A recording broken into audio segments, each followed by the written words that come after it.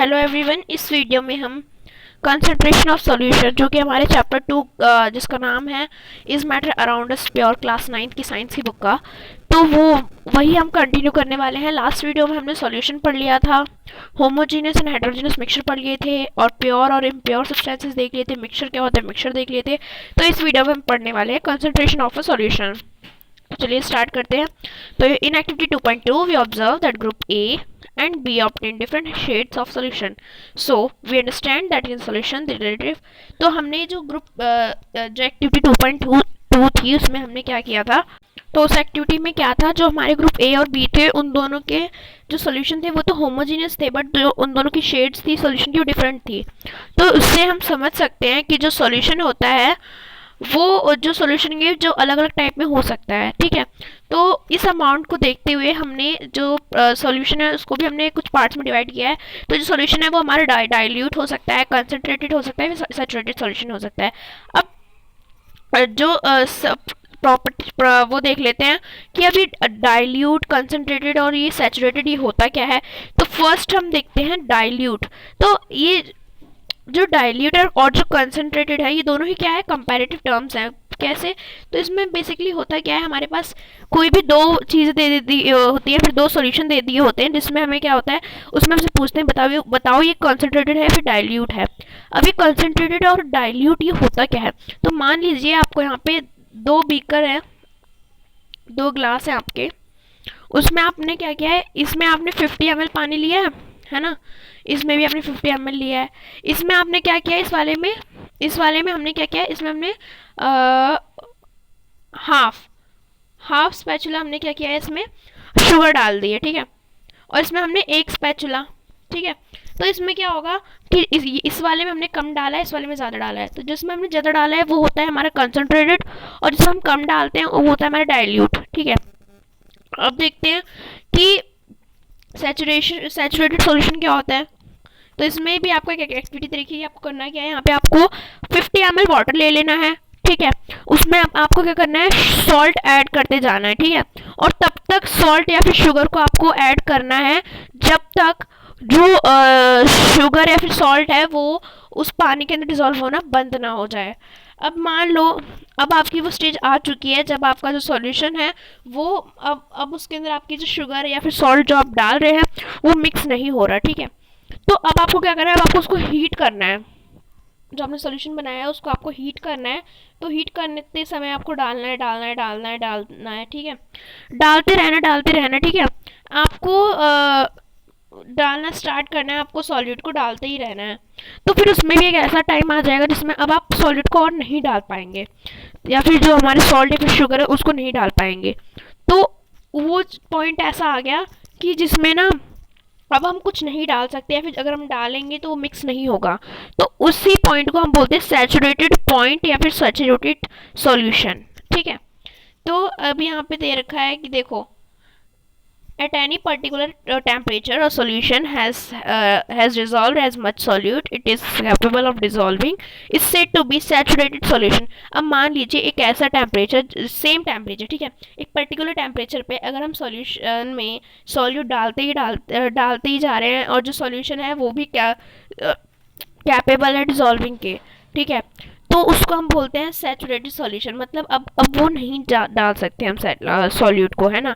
अगर हम दूसरे शब्दों में देखा जाए तो अगर हम ये कह सकते हैं कि जब when no more solute can be dissolved in a solution at a given temperature is called a saturated solution। जब और सॉल्यूट हम ऐड नहीं कर सकते किसी भी सॉल्यूशन में एक गिवन टेम्परेचर में, तो उसको हम क्या कह देते हैं, उसे हम कह देते हैं सैचुरेटेड सॉल्यूशन। ठीक है, the amount of solute present in the saturated solution at this temperature is called its solubility। अब जो भी हम इसमें सॉल्यूट डाला है उस एक सेम टेम्परेचर पे, तो उसको हम बोलते हैं उसकी solubility। अब मान लीजिए इफ अगर अमाउंट है किसी भी सॉल्यूट का वो एक सॉल्यूशन में कम है। ठीक है, अब मान लीजिए कि अभी भी हम सॉल्यूशन में और सॉल्यूट डाल सकते हैं बट फिर भी हम नहीं डाल रहे, तो और जो हमारा जो वो है सैचुरेशन लेवल वो अभी मतलब कम है सॉल्यूशन का। ठीक है, तो उसको हम कहेंगे अनसैचुरेटेड सॉल्यूशन। ठीक है, तो इससे क्या होगा, जो हमारा सॉल्यूशन है उसमें हम और सॉल्यूट ऐड करके उसको सैचुरेट कर सकते हैं। ठीक है, अब हमने ऊपर वाली एक्टिविटी से हमने देख लिया कि डिफरेंट सब्सटेंसेस एक गिवन सॉल्वेंट पे उन पर डिफरेंट डिफरेंट सॉल्युबिलिटीज होती है, ठीक है, सेम टेम्परेचर पे। तो जो कॉन्सेंट्रेशन होता है वो सॉल्यूट का, वो क्या होता है, मास या फिर वॉल्यूम एक सॉल्यूशन का, या फिर अमाउंट हो सकता है सॉल्यूट का जो कि उसके अंदर गिवन होता है मास और या फिर वॉल्यूम में किसी भी सॉल्वेंट के। तो यहाँ पे हमारा एक फॉर्मूला बन गया, concentration of solution is equal to amount of solute upon amount of solution, या फिर amount of solute upon amount of solvent. तो यहाँ पे अब नेक्स्ट पेज पे चलते हैं। There are various ways of expressing the concentration of a solution, but here we will learn only two methods. तो यहाँ पे बहुत सारे methods होते हैं एक्सप्रेस करने के लिए कंसंट्रेशन ऑफ सॉल्यूशन की, लेकिन यहाँ पे हम सिर्फ दो ही मेथड्स पढ़ने वाले हैं। फर्स्ट मेथड है mass by mass percentage of solution, ठीक है। तो इसमें क्या होगा, जो मास होगा सॉल्यूट का upon mass of solution into 100, ठीक है। मास ऑफ सॉल्यूट और mass of solution, mass of solvent नहीं, ठीक है, mass of solute mass of solution into 100। और दूसरा है mass by volume percentage of solution, तो इसमें क्या होगा, मास ऑफ सॉल्यूट और वॉल्यूम ऑफ सॉल्यूशन इंटू 100। तो जैसे मान लीजिए यहाँ पे आपको एक क्वेश्चन दे रखा है कि जो एक सॉल्यूशन है उसमें वो 40 ग्राम कॉमन सॉल्ट को कंटेन करता है 320 ग्राम वाटर में। तो हमें इसको कंसंट्रेशन को हमें क्या करना है, कैलकुलेट करना है mass by mass percentage solution से। तो इसमें यहाँ पे फर्स्ट क्या करेंगे, हम मास ऑफ सॉल्यूट देखेंगे। तो मास ऑफ सॉल्यूट कितना है हमारा, ये 40 ग्राम, और जो मास ऑफ सॉल्वेंट है वो कितना है, 320 की है। तो इसका जो फॉर्मूला है वो बेसिकली है क्या, mass of solute upon mass of solution. तो मास ऑफ सॉल्यूट तो ये रहा, ठीक है। अब यहाँ पे अगर हमें सॉल्यूशन का मास निकालना पड़ेगा तो यहाँ पे हम क्या करेंगे, सॉल्यूशन निकालने के लिए हमें सॉल्यूट और सॉल्वेंट को प्लस करना पड़ेगा। तो यहाँ पे 40 प्लस 320 हमारा आ जाएगा 360 ग्राम। तो यहाँ पे हम क्या करेंगे, 40 अपॉन 360 इंटू 100। तो अगर हम इसको डिवाइड मतलब काट के और मतलब मल्टीप्लाई कर देंगे तो हमारा जो आंसर आएगा वो 11.1 समथिंग % आएगा, ठीक है। अब यहाँ पे सस्पेंशन दे रखा है, तो सस्पेंशन क्या होता है, तो सस्पेंशन होता है non homogeneous mixture like those obtained by group C in activity 2.2 in which solids are dispersed in liquid are called suspension। तो जो हेट्रोजेनियस मिक्सचर होता है, फिर जो कि हमने एक्टिविटी 2.2 में ग्रुप सी से निकला, वो हमारा क्या होता है, वो हमारा सस्पेंशन होता है। तो जैसे जिसमें जो सॉलिड होते हैं वो लिक्विड्स में डिस्पर्स्ड होते हैं, बट वो सही से नहीं होते। जो एक सस्पेंशन है वो एक हेट्रोजेनियस मिक्सचर है जिसमें जो सॉलिड पार्टिकल्स होते हैं वो सही से डिसॉल्व नहीं होते, बट फिर भी वो सस्पेंडेड रहते हैं। Particles of a suspension are visible to the naked eye. जो पार्टिकल्स होते हैं सॉल्यूशन के वो विजिबल होते हैं नेकेड आई से, मतलब उनको नेकेड आई से देख सकते हैं। अब यहाँ पे प्रॉपर्टीज दे रखी है सॉल्यूशन की, तो सस्पेंशन की, तो सस्पेंशन की प्रॉपर्टीज क्या होती हैं, सस्पेंशन इज हेट्रोजेनियस मिक्सचर। जो सस्पेंशन है वो हेट्रोजेनियस मिक्सचर होता है। फिर उसके बाद यहाँ पे है the particles of suspension of can be seen bye naked eyes. जो पार्टिकल्स होते हैं सस्पेंशन के उनको हम नेकेड आई से देख सकते हैं, ठीक है। फिर उसके बाद है the particles of suspension scatter a beam of light passing through it and make its path visible. जो पार्टिकल्स होते हैं सस्पेंशन के वो लाइट को विजिबल करते हैं, मतलब लाइट का पाथ विजिबल करते हैं, जिसका मतलब ये है कि उनसे लाइट है वो पास हो सकती है। The solid particle settle down when a suspension is left undisturb. जो सॉलिड पार्टिकल्स होते हैं सस्पेंशन के वो नीचे सेटल हो जाते हैं सॉल्यूशन के, मतलब सस्पेंशन के, जब हम इस सॉल्यूशन को अनडिस्टर्ब छोड़ देते हैं। That is suspension is unstable, जिसका मतलब ये है कि जो सस्पेंशन होता है वो अनस्टेबल होता है। They can be separated from the mixture by the process of filtration. और जो पार्टिकल्स होते हैं सॉलिड पार्टिकल्स वो इस सस्पेंशन के मिक्सचर से फिल्ट्रेशन की प्रोसेस से अलग किए जा सकते हैं। When the particle settle down, जब पार्टिकल्स नीचे बैठ जाते हैं, the suspension breaks and it does not scatter light any more. और उससे क्या होता है, जो हमारा सस्पेंशन है वो ब्रेक हो जाता है, जिसकी वजह से जो ये सस्पेंशन होता है वो और भी ज़्यादा लाइट को पास नहीं कर सकता या फिर स्कैटर नहीं कर सकता। अब यहाँ पे कोलाइडल सॉल्यूशन, तो ये कोलाइडल सॉल्यूशन क्या है, तो यहाँ पे फर्स्ट दे रखा है a mixture obtained by group D in activity 2.2। वो मिक्सचर जो कि ग्रुप डी के द्वारा ऑब्टेन किया गया एक्टिविटी 2.2 में, वो हमारा कोलाइड या फिर कोलाइडल सॉल्यूशन था। जो पार्टिकल्स होते हैं कोलाइड के, वो यूनिफॉर्मली स्प्रेड होते हैं सॉल्यूशन में, और जिससे कि क्या होता है कि जो स्मॉल स्मॉल साइजेस की वजह से क्या होता है, जो सस्पेंशन होता है वो ये क्या होता है, जो कोलाइडल सॉल्यूशन वो बेसिकली क्या होते हैं, ये सस्पेंशन से तो छोटे होते हैं बट सॉल्यूशन से बड़े होते हैं। ठीक है, उसके बाद जो मिक्सचर होता है वो कैसा होता है, होमोजेनियस होता है कोलाइडल सॉल्यूशन का, बट एक्चुअली में जो कोलाइडल सॉल्यूशन है वो हेटेरोजेनस मिक्सचर है। जैसे एग्जांपल मान लीजिए मिल्क, तो मिल्क के जो पार्टिकल्स है बहुत ज़्यादा छोटे छोटे होते हैं, है ना, तो उससे क्या होता है हम उनको नहीं देख पाते। लेकिन जब इन पार्टिकल्स को हम स्कैटर करवाते हैं लाइट को इन पार्टिकल से, तो वो लाइट स्कैटर हो जाती है। तो इसका मतलब ये है कि ये कैसे मिक्सचर है, ये हमारे हेटेरोजेनस मिक्सचर है। ठीक है, और ये एक्टिविटी हमने 2.2 में करके देखेंगे। तो this scattering of a beam of light is called Tyndall effect, और इसी लाइट की स्कैटरिंग को हम क्या बोल देते हैं, टिंडल इफेक्ट।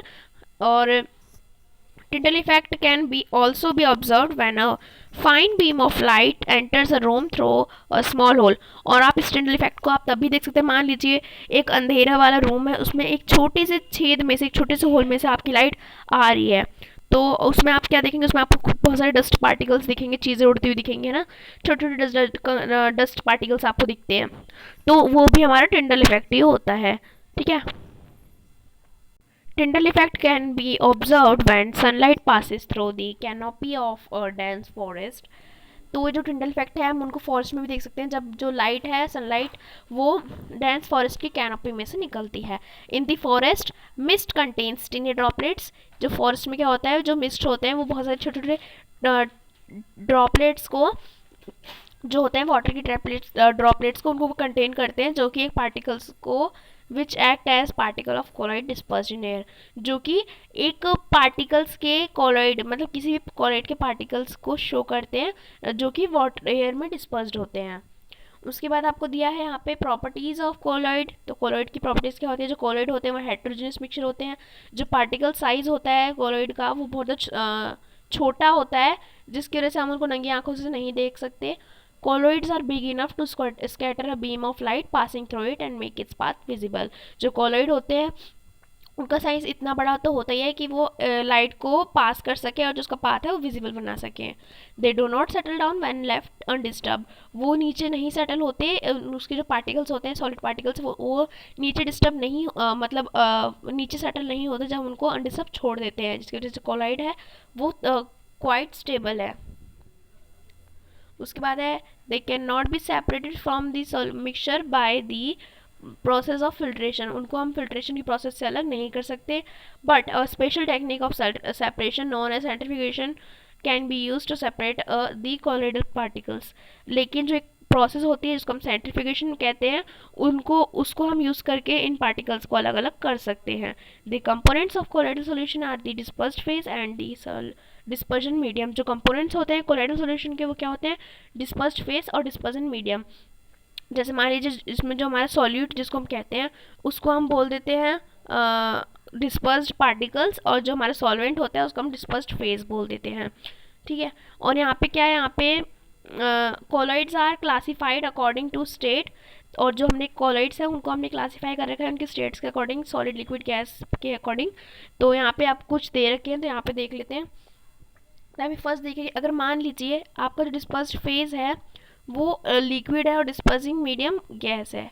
ठीक है, तो इसमें जो आपका सॉल्यूशन बनेगा उसको हम कहेंगे, तो उसको हम ऐसे बोलेंगे लिक्विड इन गैस। ठीक है, कैसे बोलेंगे, लिक्विड इन गैस। ठीक है, तो लिक्विड इन गैस का सॉल्यूशन हमारा कौन सा टाइप बन जाएगा, एरोजोल। ठीक है, एरोजोल मतलब एयर का सॉल्यूशन। अब ये सॉलिड इन गैस तो ये भी एरोजोल ही रहेगा, क्योंकि इसमें भी एरोसोल का मतलब होता है एयर का सॉल्यूशन, एरोसोल। ठीक है, अब यहाँ पे गैस इन लिक्विड आ गई तो ये हमारा फोम बन जाएगा। कुछ एग्जांपल है शेविंग क्रीम। अब यहाँ पे लिक्विड इन लिक्विड हो गया, अगर किसी लिक्विड के अंदर हमने लिक्विड को डाला तो ये क्या बनेगा, तो ये हमारा बन जाएगा इमल्शन। इमल्शन तो इसके जो एग्जाम्पल है वो क्या होंगे, मिल्क फेस क्रीम। अब यहाँ पे हमने सॉलिड इन लिक्विड किया, ठीक है, तो ये हमारा बन जाएगा सोल। एग्जाम्पल है मिल्क ऑफ मैग्नीशिया और मड। अब यहाँ पे गैस इन सॉलिड, तो ये हमारा बन जाएगा फोम। जैसे कुछ एग्जांपल है यहाँ पे फोम, रबर, स्पॉन्ज और पमीस। उसके बाद है यहाँ पे लिक्विड इन सॉलिड, तो ये बन जाएगा जेल। तो जेल का एग्जांपल हो जाएगा जेली, चीज़, बटर। उसके बाद है सॉलिड इन सॉलिड, तो ये हो जाएगा सॉलिड सोल। एग्जांपल है कलर्ड जेमस्टोन और मिल्की ग्लास। आगे के टॉपिक हम नेक्स्ट वीडियो में कवर करने वाले हैं। आई होप आपको वीडियो अच्छी लगी होगी। अगर वीडियो अच्छी लगी तो वीडियो को लाइक करिएगा, फ्रेंड्स के साथ शेयर करिएगा और ऐसी वीडियोस के लिए हमारे चैनल को सब्सक्राइब करना बिल्कुल ना भूलिएगा। Thanks for watching video. Bye bye guys.